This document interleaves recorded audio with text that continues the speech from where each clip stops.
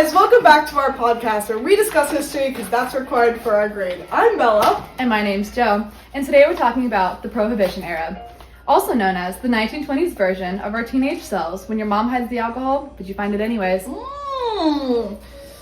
She did always find it anyways. Alright. Except instead of your mom, it was the entire U.S. government. And instead of just giving up, everyone found new and creative ways to break the law. Because banning alcohol didn't just ban drinking, it destroyed jobs, created new ones, and basically made crime a full-on career path. Alright, so let's get into Prohibition. Totally messed up the American workplace. Workplace?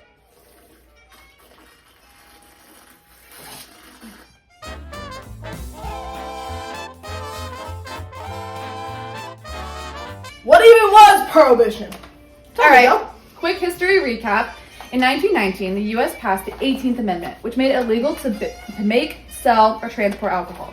Then the Volstead Act came in and explained how the law would actually work. And spoiler alert, that shit did not work. The idea was that banning alcohol would reduce crime, poverty, domestic abuse, all that stuff, which was fair, because at this point, doctors were still prescribing hard liquor, and Americans were drinking 3 times as much as we do today. That's actually insane. Alright. Instead, our country said bet and built an entire illegal industry larger than my student loan debt. Anyways, it created a huge underground economy, and that economy needed workers.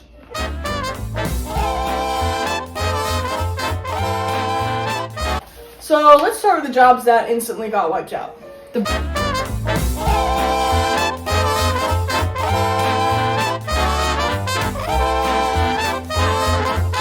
Breweries closed, shut down, rip.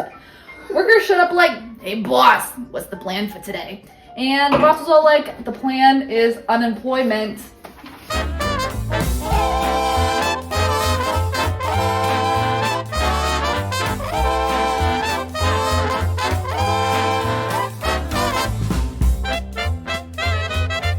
Thousands of bartenders lost their jobs, and not just bartenders, cooks, waitresses, musicians, cleaners, basically everyone that kept the saloon running.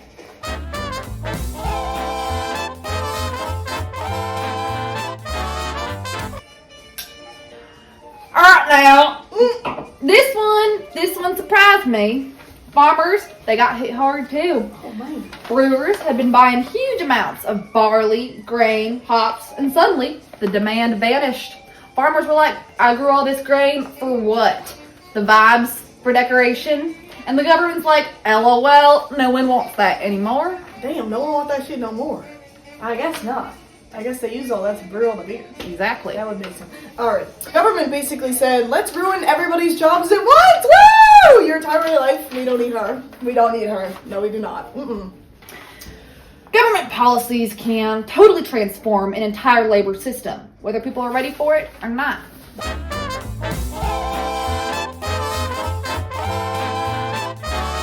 Prohibition didn't just destroy jobs, it created brand new ones.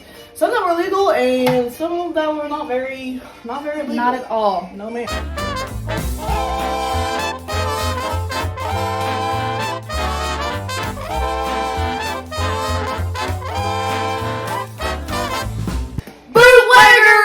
So bootleggers were the people who smuggled alcohol from Canada, the Caribbean, or even other U.S. states. Dangerous, illegal, and honestly, they paid way more than regular jobs. These are the Uber drivers of illegal alcohol, but way cooler, and way more likely to get arrested. You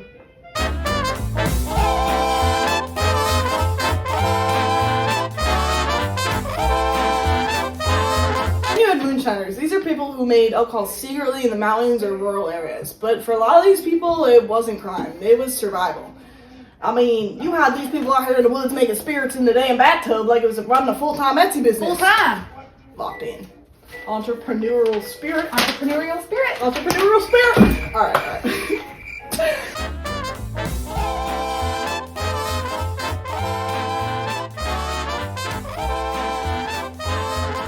Speakeasies were the original. If you know, you know. Period. You needed a password, a connection, and probably a trench coat. There were hidden bars where everyone pretended to be classy, but really, it was just people drinking in basements. Oh, cheers to that, Joe! These basements, they needed staffs. Bartenders, waitresses, doormen, all that. All of it. they need staff. And fun fact, women actually got more job opportunities in speakeasies. They became bartenders or entertainers when they couldn't before. Think. And so next place. Me and my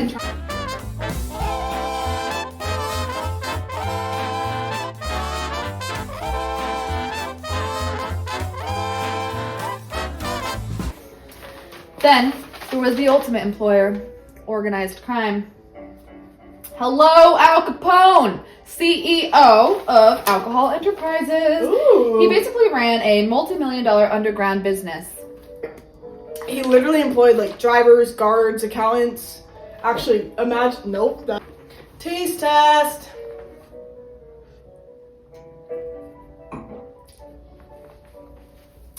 Yeah, that tastes like it was made in Prohibition. So.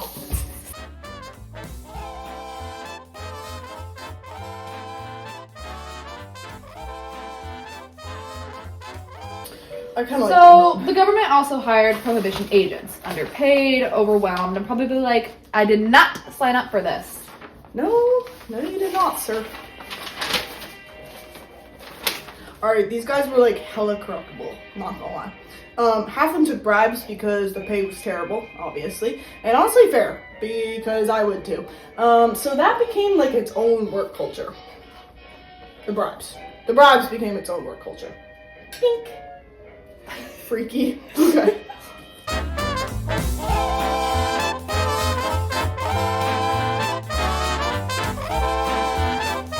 Prohibition didn't just change what jobs existed, it changed how people worked. Work became way more secretive. Speakeasies had passwords, hidden doors, and employees had to stay quiet or risk getting shut down. I mean, they would lose their jobs. Work went from, here's your shift schedule, to if the cops show up, we ain't never seen you before. Alcohol moved from legal work to illegal underground work, blurring the lines between survival and crime. But the biggest lesson, people definitely adapt. When one type of work disappears, people will always find another. And sometimes it's in the shadows. So,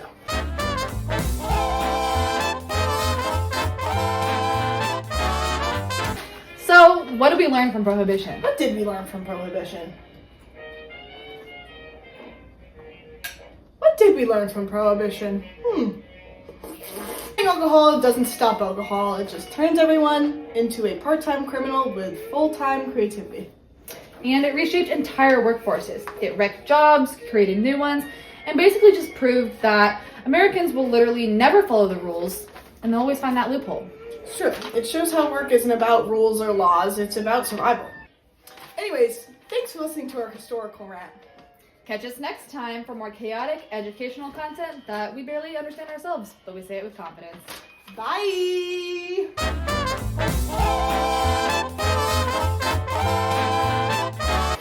That banning alcohol doesn't just turn... Nope. That banning alcohol... Nope. Okay. That banning alcohol doesn't stop... Nope. I love this project. This is my favorite project we've ever done. Straight tequila. Oh, Dandy, that is disgusting. That is I see why they banned it. That is absolutely terrible. You know, let's just send it right back to the 1920s because that is absolutely awful. That's bad. Ooh, y'all were drinking that for breakfast, lunch, and dinner? What the hell is